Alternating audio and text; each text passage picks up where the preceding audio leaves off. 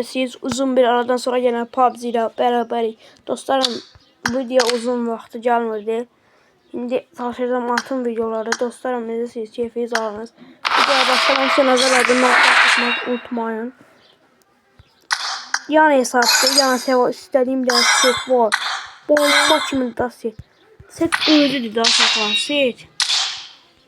Bir dənə baxaq. Setə bir Ona var şimdi set. Bu oynuyorum arkadaşlar.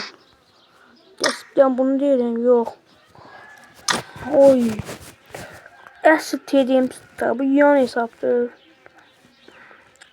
Dünyanın havada mı? En aşağıda. Dostlar. Hazır siz set var bir tane. Oy oy əsl olmasa olmaz deyirəm. Qəşəng. Dostlarım. Görün da bir tane set var. Ekran kaydını oynayayım. Of. Set mükemmel. Bir de G parası var. G parasına ne eləyə G parasını şey eləyək.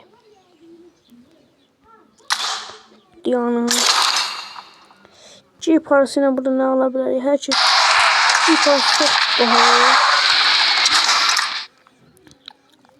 G parası hakikaten çok pahalı. Aha şöyle bize uygun ne var ucuz. G parası.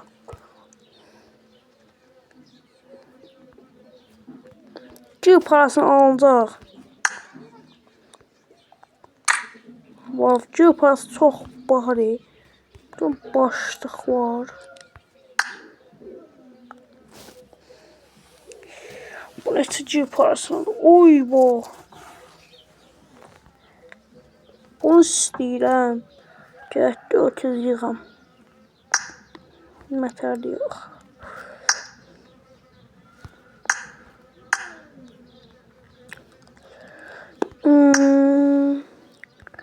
Ne var burada?